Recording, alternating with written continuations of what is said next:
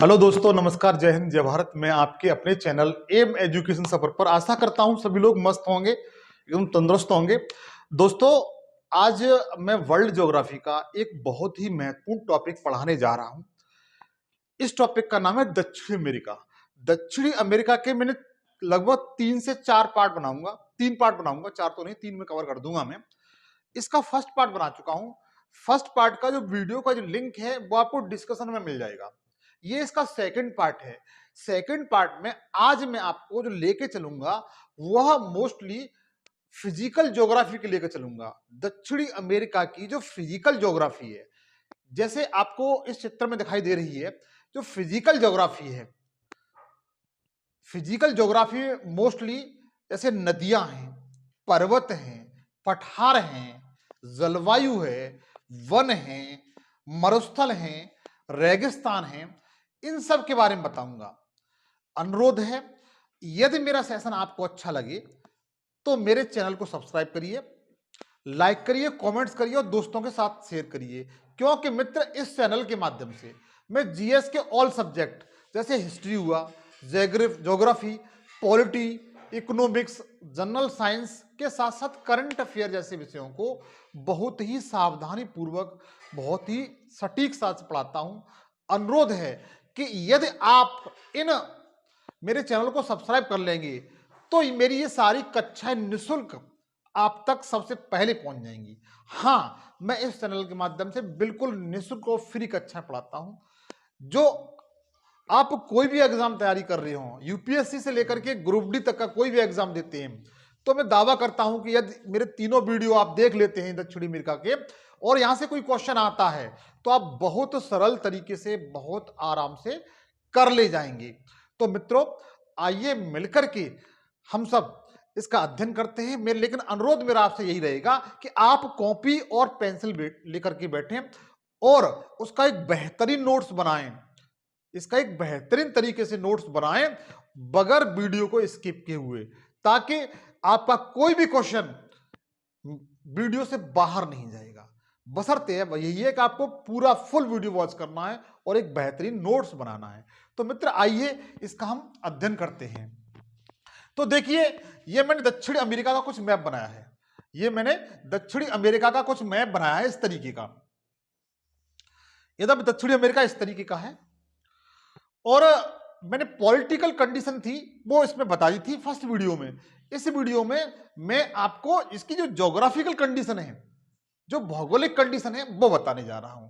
जैसे सबसे पहले मैं आपको यहां पर बताऊंगा कि इसकी जो पर्वत श्रेणी है, इसकी जो पर्वत श्रेणी है वो कौन सी है। तो देखिए, सबसे पहले पर्वत श्रेणी देखेंगे। पर्वत श्रेणी,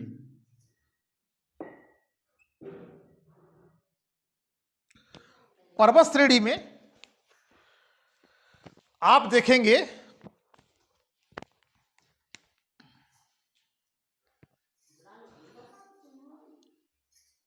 ये यहां से एक पर्वत श्रेणी शुरू होती है इस तरीके से।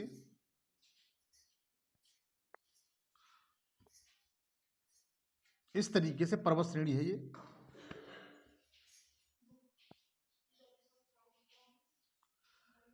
इस पर्वत श्रेणी का नाम मित्र, इस पर्वत श्रेणी का नाम मित्र एंडीज पर्वत श्रेणी है। क्या है? एंडीज पर्वत श्रेणी।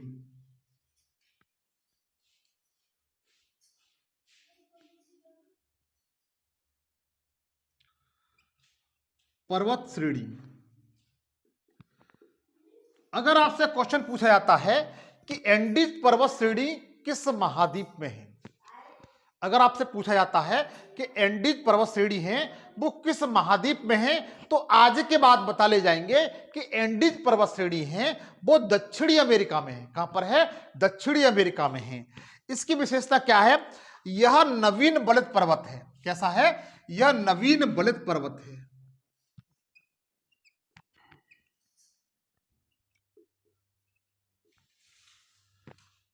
कैसा है मित्र?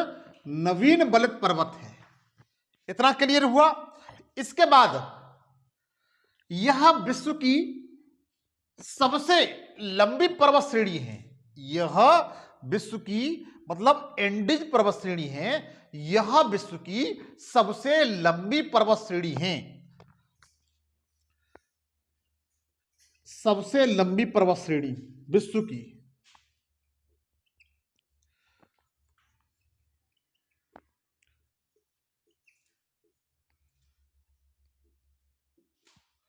यह विश्व की सबसे लंबी पर्वत श्रेणी है, मतलब एंडीज पर्वत श्रेणी है, यह विश्व की सबसे लंबी पर्वत श्रेणी है मित्र। अब ये कितनी लंबी है, तो इसकी जो लंबाई है मित्र वो 7000 किलोमीटर के समथिंग है। कितनी है? 7000 किलोमीटर है। इसकी लंबाई कितनी है? 7000 किलोमीटर है। एंडीज पर्वत श्रेणी जो विश्व की सबसे लंबी पर्वत श्रेणी है, उसकी लंबाई लगभग 7000 किलोमीटर है। इसके बाद ये देखिएगा,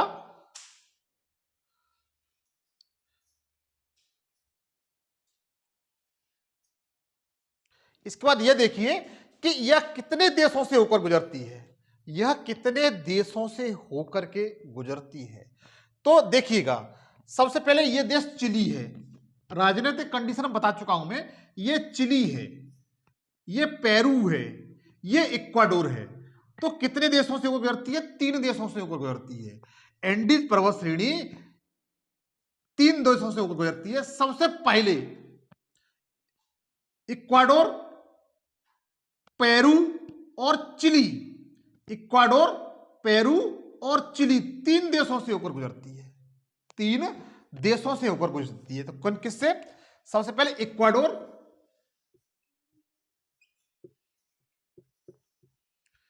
उसके बाद पेरू, उसके बाद चिली। ये 3 देशों से होकर गुजरती है। क्वेश्चन आएगा कि एंडीज पर्वत श्रेणी निम्न में से किस देश से होकर के नहीं गुजरती है? तो आज के बाद आप बता ले जाएंगे। ये तो 3 दिए होंगे, एक कोई अन्य दे दिया होगा, जैसे वेनेजुएला दे दिया, या अर्जेंटीना दे दिया, या पराग्वे, उरुग्वे दे दिया। इस तरीके से दे दिया जाएगा। तो ये 3 देशों से होकर के ये गुजरती है। अब आपके जहन में ये क्वेश्चन निकल के आ रहा होगा कि सर आपने ये बताया कि विश्व की सबसे लंबी पर्वत श्रेणी है, तो हमारा हिमालय पर्वत का क्रम कौन सा है?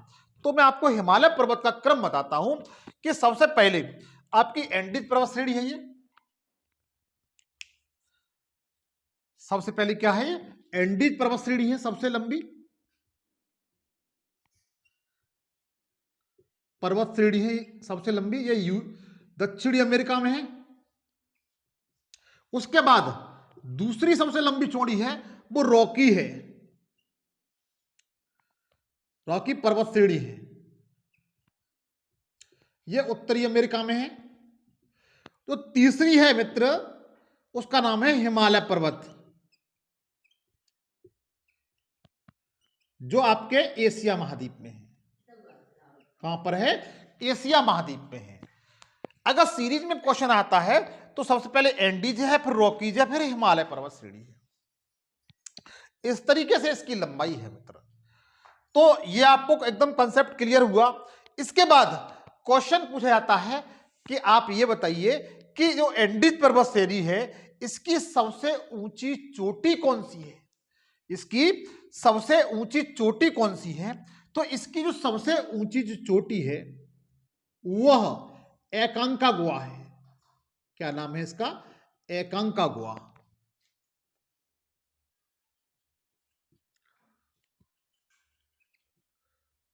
एकांकागुआ है। और यह चिली देश में है। किसमें है? चिली देश में है। यह किसमें है? चिली देश में है। मतलब मेरा यह है कि एंडीज पर्वत श्रेणी की सबसे ऊंची चोटी एकांकागुआ चिली देश में है। इतना मित्र आपको क्लियर हुआ। अनुरोध है इतना पॉइंट आपको समझ में आ गया होगा। आप चाहो तो इसका स्क्रीनशॉट ले लीजिए, फिर आगे बताता हूं। अब मैं बताऊंगा आपको ज्वालामुखी। स्क्रीनशॉट लीजिए। ज्वालामुखी कि दक्षिणी अमेरिका में कौन कौन से ज्वालामुखी पाए जाते हैं? दक्षिणी अमेरिका में कौन कौन से ज्वालामुखी पाए जाते हैं? फर्स्ट पार्ट आप देख लेंगे, सेकंड पार्ट आपको बहुत अच्छा लगेगा।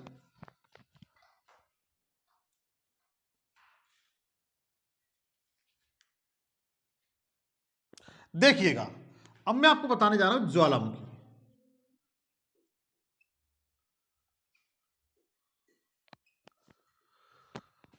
ज्वालामुखी तो देखिए यहां पर दक्षिण अमेरिका में मोस्टली दो ज्वालामुखी पूछे जाते हैं जो एग्जाम में पूछ सकते हैं। इसमें एक ज्वालामुखी, एक दो ज्वालामुखी आपका यहां पर है और एक ज्वालामुखी यहीं पर है। यह देश पड़ता है मित्र इक्वाडोर। कौन सा देश है? इक्वाडोर। अनुरोध है प्लीज आप फर्स्ट पार्ट जरूर देख लें, या वर्ल्ड का इस तरीके से मैप लेके बैठे, वर्ल्ड का इस तरीके से मैप लेके बैठे जिसमें दक्षिणी अमेरिका दिया हो, ठीक है, जिसमें दक्षिणी अमेरिका दिया हो। तो देखिए यहां के दो प्रसिद्ध ज्वालामुखी हैं ये, और ये इक्वाडोर देश में है। ये वाला ज्वालामुखी है, फर्स्ट वाला, इसकी बात करते हैं। इसका नाम है कोटापेक्सी, कोटापेक्सी ज्वालामुखी।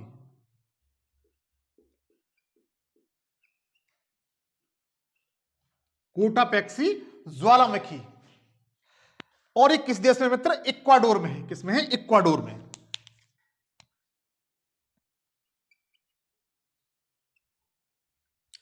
इक्वाडोर देश में है ये। इसकी विशेषता क्या है मित्र कि जो इक्वाडोर का कोटापेक्सी ज्वालामुखी, इसकी विशेषता यह है कि यह विश्व का सबसे ऊंचा, यह विश्व का, वर्ल्ड का, दुनिया का सबसे ऊंचा सक्रिय ज्वालामुखी है, एक्टिव वोल्केनो है। यह विश्व का सबसे ऊंचा सक्रिय ज्वालामुखी है जो इक्वाडोर देश में है। इसका नाम कोटापेक्सी है। इसकी विशेषताओं में लिख सकते हैं, यह विश्व का सबसे ऊंचा सक्रिय ज्वालामुखी है, ज्वालामुखी है।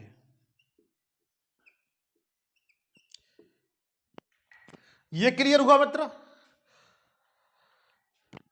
कोटापेक्सी आपको एकदम क्लियर हो गया।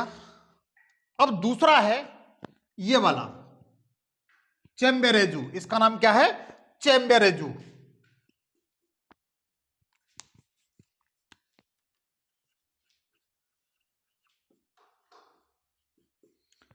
ज्वालामुखी, इसका नाम क्या है? चेम्बेरेजू ज्वालामुखी। चेम्बेरेजू ज्वालामुखी की विशेषता यह है मित्र कि सबसे पहले यह इक्वाडोर में है। किस देश में है? इक्वाडोर में है। इक्वाडोर देश में, दक्षिणी अमेरिका में। और इसकी विशेषता यह है कि यह विश्व का सबसे ऊंचा निष्क्रिय ज्वालामुखी है। कैसा है? निष्क्रिय ज्वालामुखी है, मतलब डेड वोल्केनो है।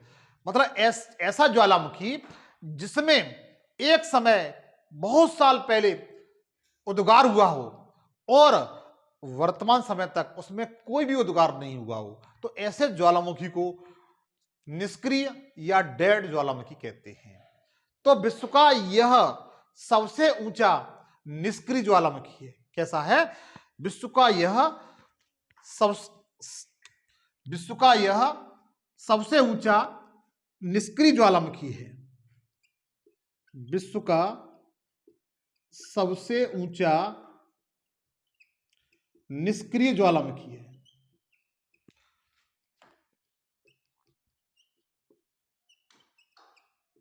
इतना क्लियर हुआ मित्र? ज्वालामुखी मोस्टली दो ही पूछे जाते हैं। दक्षिणी अमेरिका के प्रमुख यही दो ज्वालामुखी हैं जो एग्जाम पूछे जाते हैं, और दोनों इक्वाडोर में हैं। इनके नाम याद रखिए, इक्वाडोर का कोटापेक्सी और चेम्बेरेजू, ये दोनों पूछे जाते हैं। अनुरोध है, आपके समझ में आ चुका होगा, आप इसका स्क्रीनशॉट ले लें या नोट कर लें।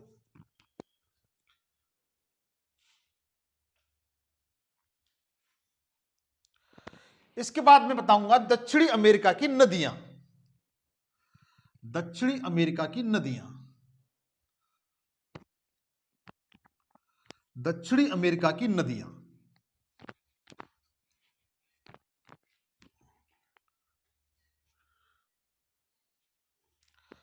आप लोग हेडिंग डाल लें, प्रमुख नदियां।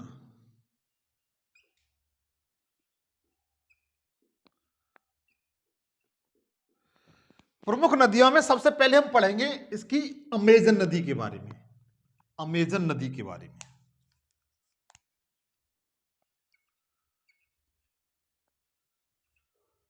नदी के बारे में पढ़ेंगे। अमेजन नदी के बारे में मित्र पढ़ेंगे सबसे पहले। तो यह नदी मित्र, यह नदी जो अमेजन नदी है वह पेरू में स्थित एंडीज पर्वत श्रेणी से, कहां से? एंडीज पर्वत श्रेणी से इस तरह निकलती है,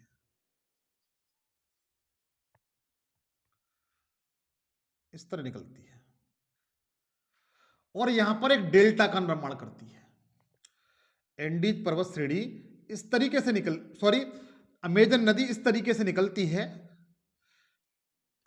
एंडीज पर्वत श्रेणी से निकल करके पेरू देश में बहते हुए आगे ब्राजील में जाती है और ब्राजील में जाकर के अटलांटिक महासागर में, ब्राजील के पश्चिमी तट पर एक डेल्टा का निर्माण करती है और अटलांटिक महासागर में या कैरिबियाई सागर में जाकर के गिर जाती है। यहां पर क्या है? कैरिबियाई सागर। ये क्या है मित्र? कैरिबियाई सागर है। यहां पर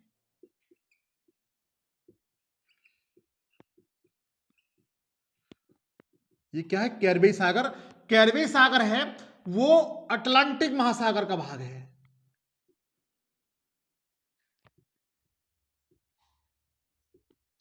इधर अटलांटिक महासागर है, इधर प्रशांत महासागर है।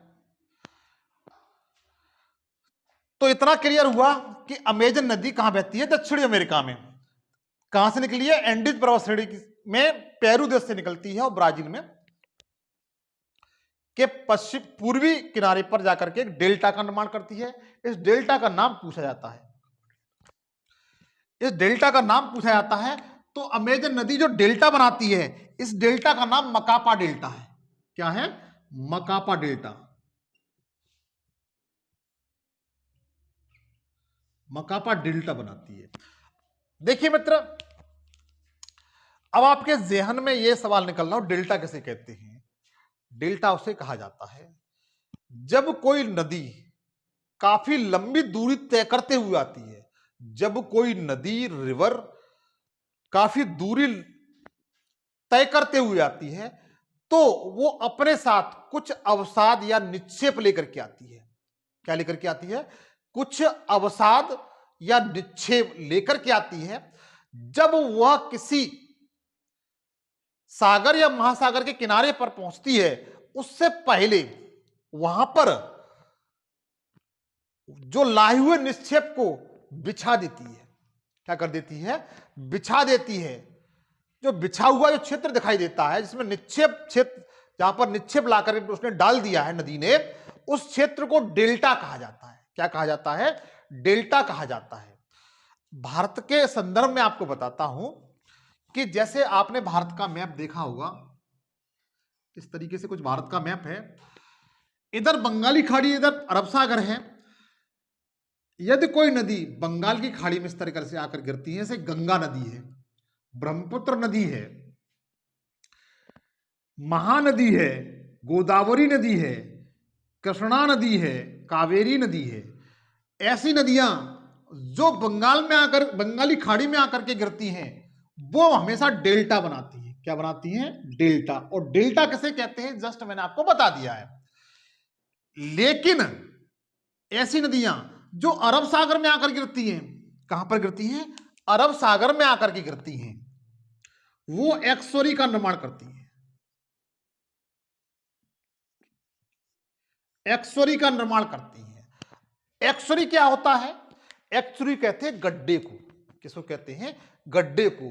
ऐसी नदियां जो कम दूरी से निकल करके समुद्र में आकर गिरती हैं, तो उनका वेग अधिक होता है, बहुत तीव्र गति से आती हैं।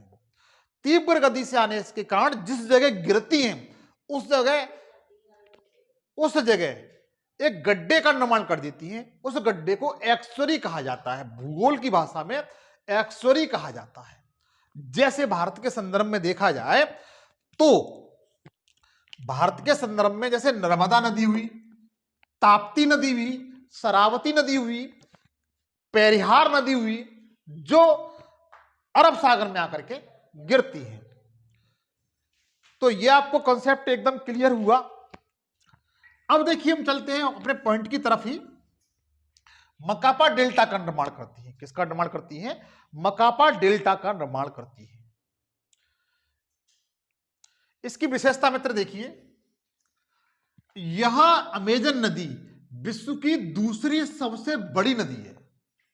अमेजन नदी विश्व की दूसरी सबसे बड़ी नदी है। विशेषता इसी क्या है? यह विश्व की दूसरी सेकंड सबसे बड़ी नदी है।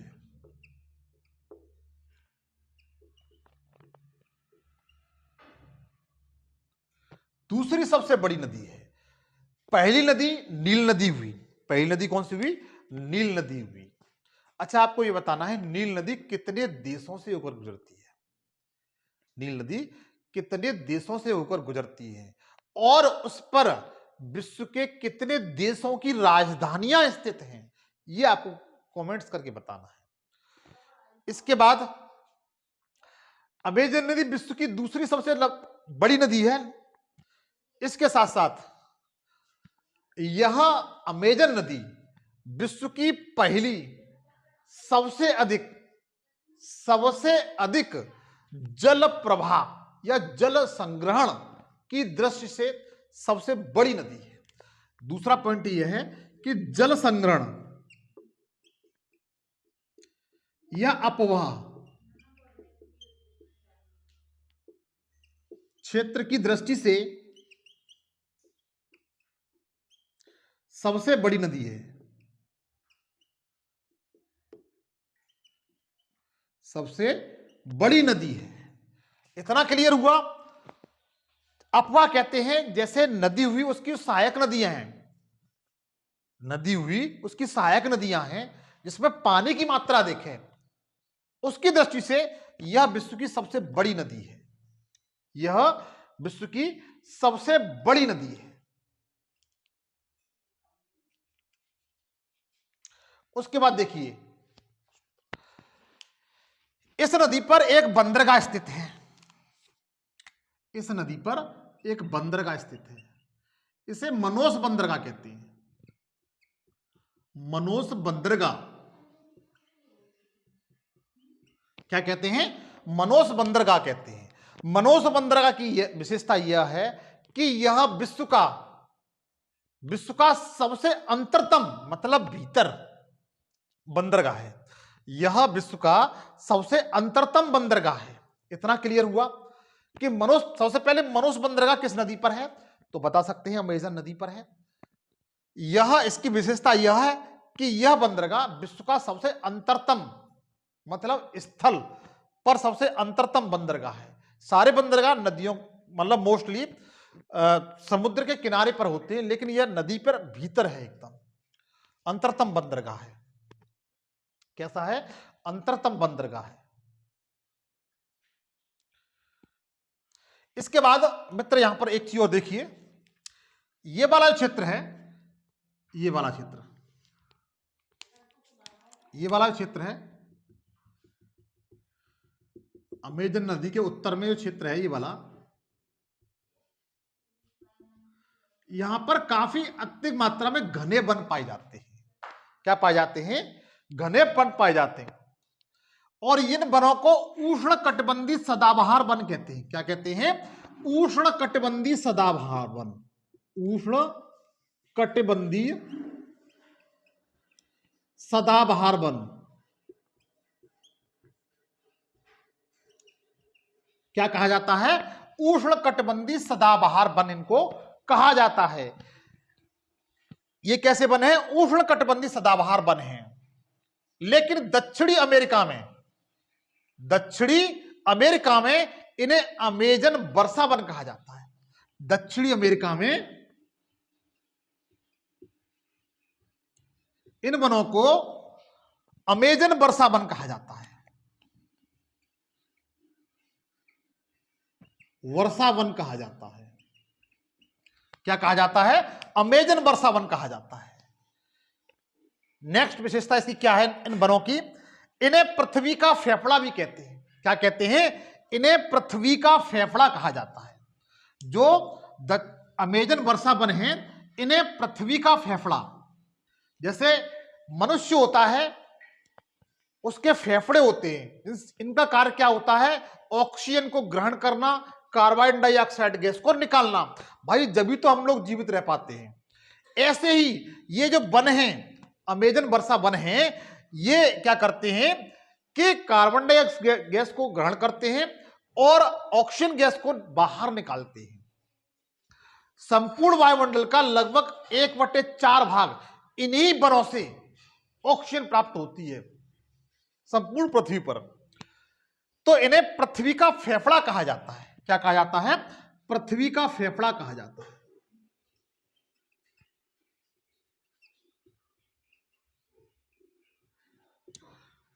पृथ्वी का फेफड़ा कहा जाता है। लेकिन मित्र, ये जो ब्राजील देश में है, मैप से ही आपको क्लियर हो रहा है, ब्राजील में इन वनों को सेल्वास कहा जाता है। क्या कहा जाता है? सेल्वास कहा जाता है। ब्राजील में इन वनों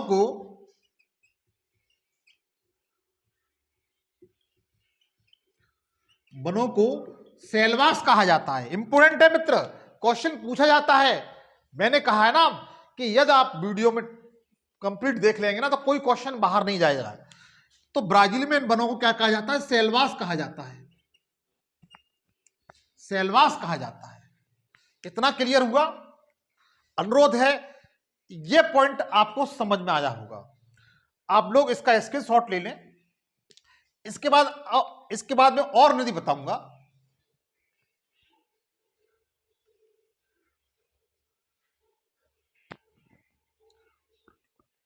उसके बाद देखिए अगली नदी है ऑरनिको नदी।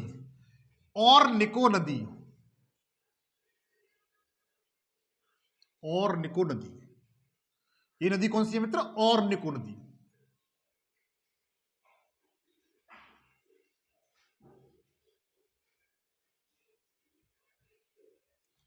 ऑरनिको नदी कौन सी नदी है? ऑरनिको नदी। मित्र ये आप नोट कर लीजिए ताकि इसके बारे में थोड़ा बता सकूं मैं।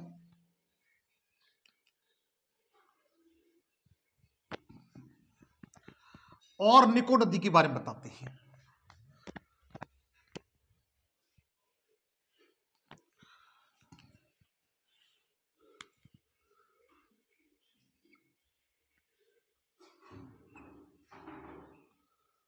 ऑरनिको नदी, इसकी मित्र विशेषता यह है कि यह वेनेजुएला देश, कौन सा? वेनेजुएला देश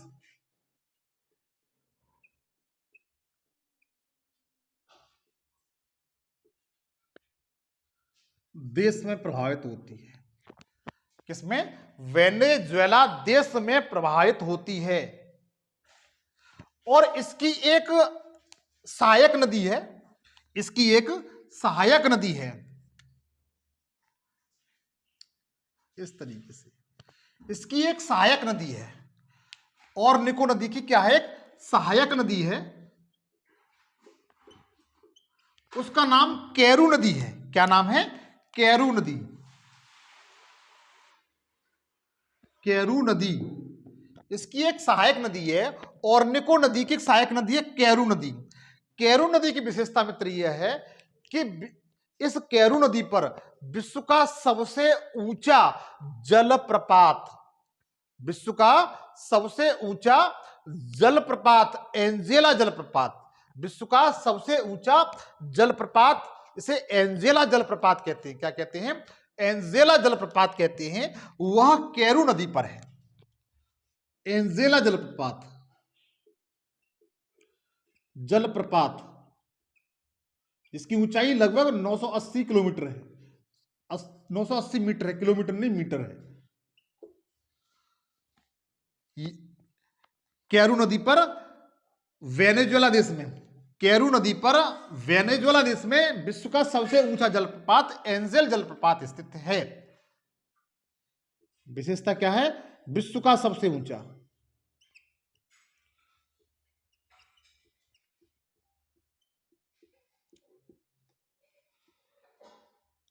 जलप्रपात।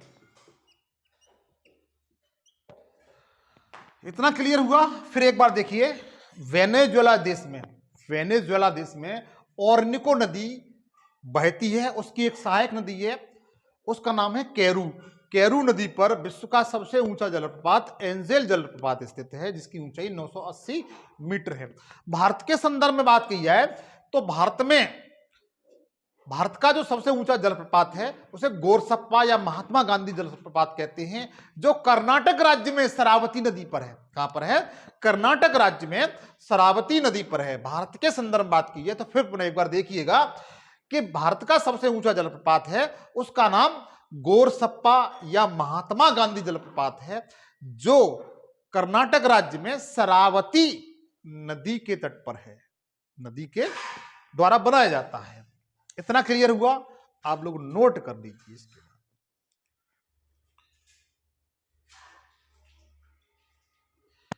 इसके बाद एक नदी और है इस तरीके से, ये नदी बना रहा हूं मित्र, रेड सी, इसे कहते हैं पराना नदी। क्या कहते हैं? पराना नदी। पहले आप इसको नोट कर लें एक बार, ताकि मैं और बता सकूं।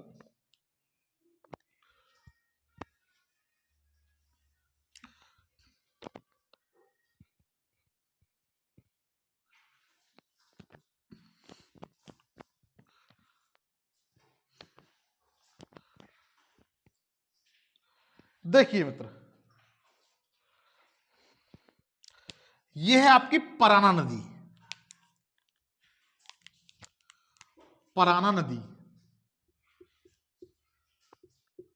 पराना नदी ब्राजील देश से निकलती है और ब्राजील प्रभावित होते हुए अर्जेंटीना में आती है। अर्जेंटीना देश के यहां पर पूर्वी साइड में यहां पर आकर के गिर जाती है। इसकी विशेषता क्या है कि इस नदी पर इस नदी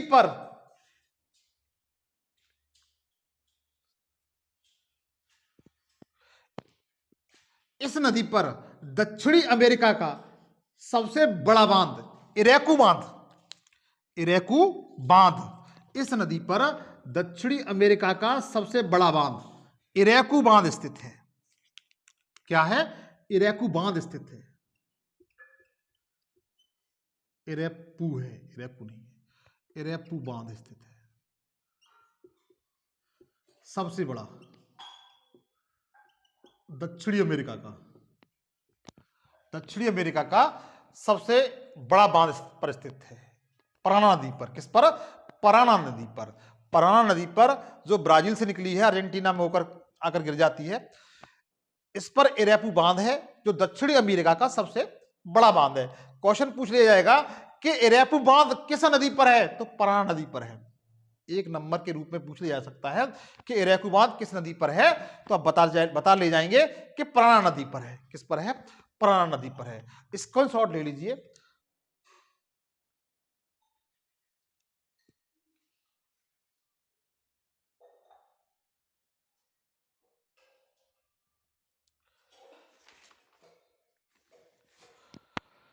अब देखिए, इसके बाद में बताऊंगा, नदियां बता दी, इसके बाद में बताऊंगा यहां के रेगिस्तान, मरुस्थल, यहां के मरुस्थल के बारे में बताता हूं।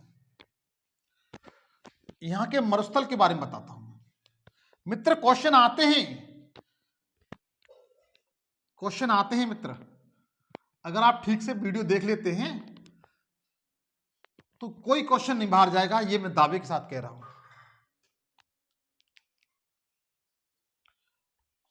देखिए, मरुस्थल के बारे में बताता हूं आपको। मरुस्थल, तो एक मरुस्थल सबसे पहले यहां पर है, ये डिजर्ट है, ये वाला।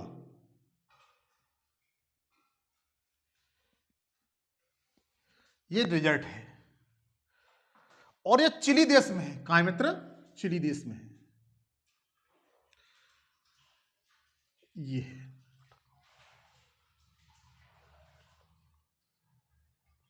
इसका नाम अटाकाम युवा मरुस्थल है। अटाकामा मरुस्थल, अटाकामा मरुस्थल, अटाकामा मरुस्थल है। विशेषता ऐसी क्या है? ये चिली देश में है। कहां पर है मित्र? चिली देश में है। समझिएगा, अटाकामा मरुस्थल कहां पर है? चिली देश में है। क्वेश्चन पूछा जाता है अटाकामा मरुस्थल किस महाद्वीप में है?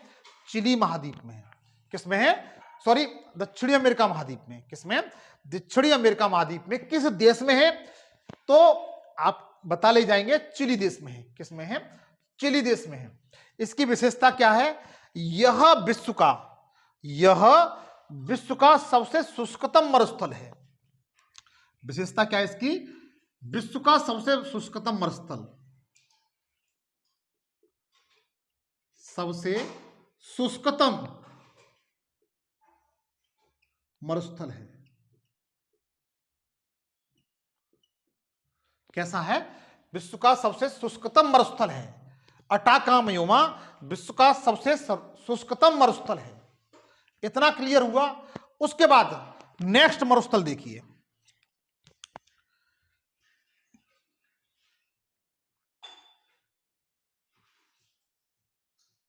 एक मरुस्थल आपका यहां पर है, एक मरुस्थल आपका ये वाला है।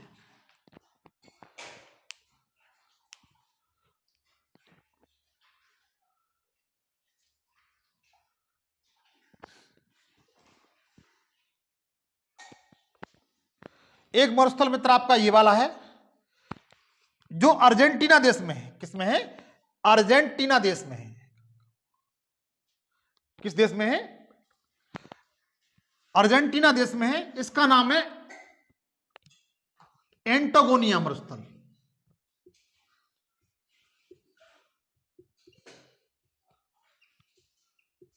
एंटागोनिया का मरुस्थल,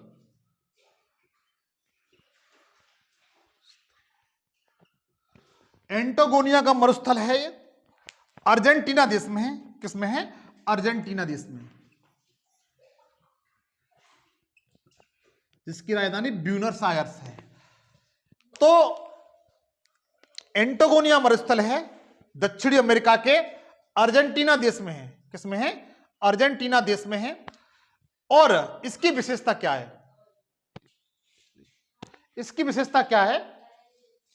यह विश्व का सबसे शीतोष्ण मरुस्थल है। यह विश्व का सबसे शीतोष्ण मरुस्थल है। कैसा है? शीतोष्ण मरुस्थल है। जो एंटागोनिया मरुस्थल है यह विश्व का सबसे शीतोष्ण मरुस्थल है, जबकि अटाकामा जो चिली देश में है यह विश्व का सबसे शुष्कतम मरुस्थल है। दोनों मरुस्थल पूछे जाते हैं, एग्जाम में छपते हैं। यदि तुम्हें इन जागती हुई आंखों से अपना सपना पूरा करना है, एक सरकारी नौकरी लेनी है, तो ये सब मित्र आपको याद करने ही पड़ेंगे, जो कड़वा सच है। एंटागोनिया का मरुस्थल अर्जेंटीना में है और अटाकामा का मरुस्थल है ये चिली में है। दोनों की क्या क्या विशेषता है मैंने नोट करा दी। अब मैं बताऊंगा, आप इसका स्क्रीनशॉट ले लें। अब मैं बताऊंगा कि दक्षिणी अमेरिका में कौन कौन से मैदान पाए जाते हैं। दक्षिणी अमेरिका में कौन कौन से मैदान पाए जाते हैं? मैदानों से अक्सर क्वेश्चन पूछे जाते हैं। दक्षिणी अमेरिका में कौन कौन से मैदान पाए जाते हैं?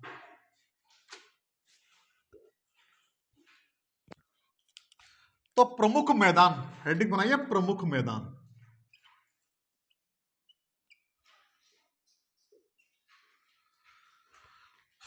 दक्षिणी अमेरिका में 5 मैदान पाए जाते हैं।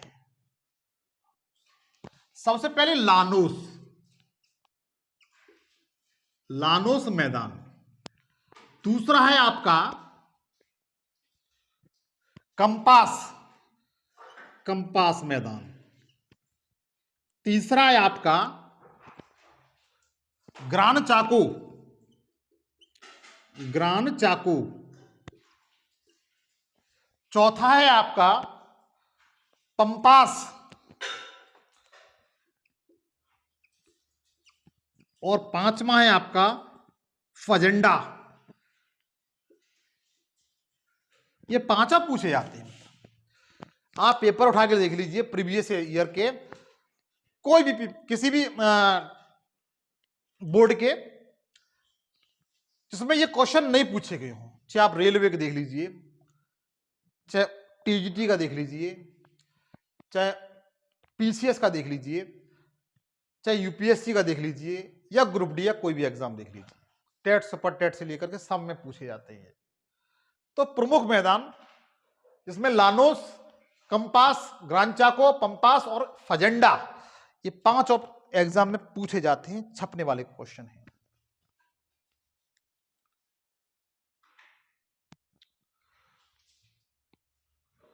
तो देखिए सबसे पहले लानोस बताता हूं। सबसे पहले लानोस। लानोस आपका जो घास का मैदान है मित्र, लानोस है वो घास का मैदान है। इसको ब्लैक से मैं सिंबल बनाऊंगा, ये है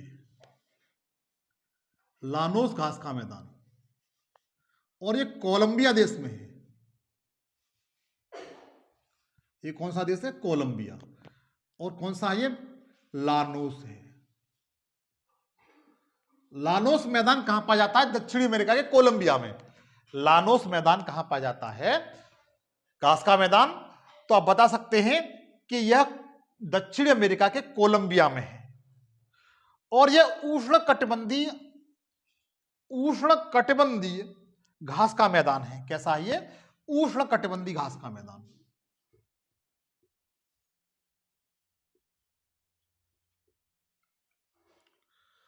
घास का मैदान है। कैसा है? उष्णकटिबंधीय घास का मैदान है। लानोस कोलंबिया में है। लानोस कहां पर है? कोलंबिया देश में है, और उष्णकटिबंधीय घास का मैदान है। दूसरा देखिए कंपास। कंपास आपका ब्राजील देश में है। कहां पर है? ब्राजील देश में।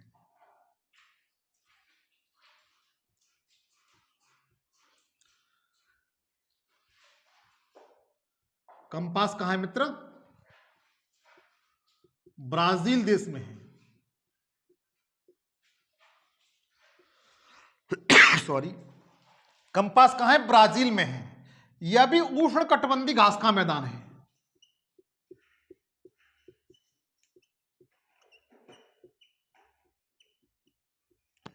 उष्णकटिबंधीय घास का मैदान है ये भी। कंपास कहां पर है? ब्राजील में है। लानोस कहां पर है? कोलंबिया में है। कंपास कहां पर है? ब्राजील में। दोनों ये उष्णकटिबंधीय घास के मैदान हैं। कंपास की विशेषता मित्र यह है कि इस मैदान में एकदम सॉफ्ट, बिल्कुल मुलायम घास पाई जाती है, जो कागज के निर्माण में बहुत ही उपयोगी है। यहां की जो घास है इतनी ऊंची होती है कि यदि एक हाथी बैठ जाए तो हाथी बैठा हुआ दिखाई नहीं देता है, इतनी ऊंची इसकी घास होती है कंपास की, जो ब्राजील देश में पाई जाती है। उसके बाद जो तीसरा वाला है, जो तीसरा वाला है ग्रान चाको। ग्रान चाको, ग्रान चाको आपका यहां पाया जाता है। ये अर्जेंटीना, ग्रान चाको, चाको, यह अर्जेंटीना और पराग्वे, अर्जेंटीना प्लस पराग्वे, 2 देशों में फैला हुआ है। यह घनी घास, इसमें मोस्टली घनी घास पाई जाती है। क्या पाई जाती है? घनी घास पाई जाती है। उसके बाद आते हैं पंपास। पंपास एग्जाम में बहुत पूछा जाता है, छपने वाला क्वेश्चन है पंपास। बस थोड़ी देर के लिए और रह गई है, खत्म होने वाली है। पंपास, पंपास एग्जाम में बहुत छपता है। पंपास मोस्टली आपका अर्जेंटीना में पाया जाता है। पंपास जो घास का मैदान है वो अर्जेंटीना में पाया जाता है। अर्जेंटीना, पंपास कहां पाया जाता है? अर्जेंटीना में पाया जाता है। पंपास घास का मैदान कहां पर पाया जाता है? अर्जेंटीना में। और यह जो घास का मैदान है यह शीतोष्ण घास का मैदान है। कैसा है? शीतोष्ण घास का मैदान है।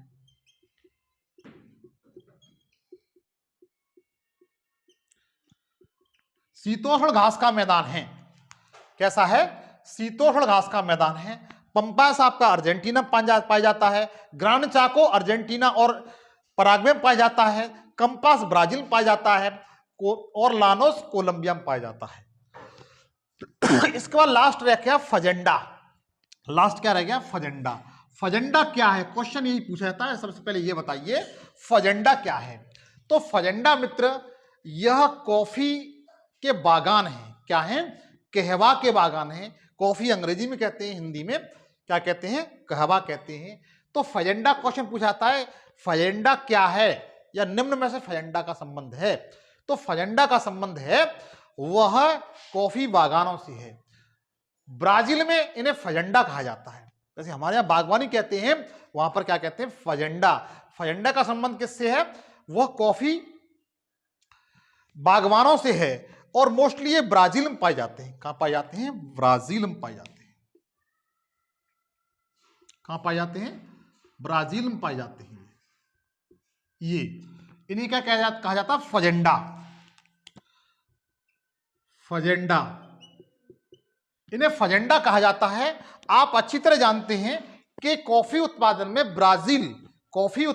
ब्राजील है, वह पहले स्थान पर है दुनिया में। विश्व में कॉफी का उत्पादन सबसे अधिक होता है वो ब्राजील में होता है।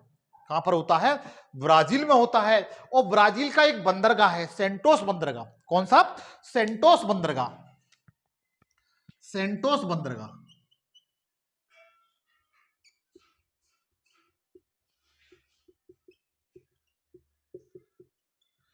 क्या नाम है इसका? सेंटोस बंदरगाह। ब्राजील का एक बंदरगाह है सेंटोस बंदरगाह। इसे कॉफी बंदरगाह के नाम से जाना जाता है। विश्व में अधिकांशतः जो कॉफी का ब्राजील निर्यात करता है वो इसी बंदरगाह से होकर करता है, सेंटोस बंदरगाह को। इसीलिए इस बंदरगाह को सेंटोस बंदरगाह कहते हैं। क्या कहते हैं? सेंटोस बंदरगाह कहते हैं। तो इतना मित्र आपको क्लियर हुआ। भारत के संदर्भ में बात की जाए तो कॉफी उत्पादन में कर्नाटक राज्य पहले स्थान पर है। कर्नाटक राज्य पहले स्थान पर है। यहां पर कौन कौन सी कॉफी उत्पादन होता है, कौन कौन सी किस्में हैं, किस्मों के बारे में पूछा जाता है। कॉफी की किस्में,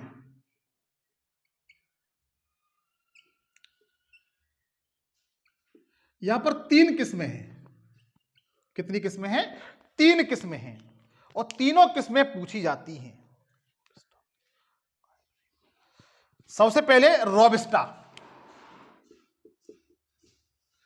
रोबस्टा ये कॉफी की किस्में हैं। किसकी?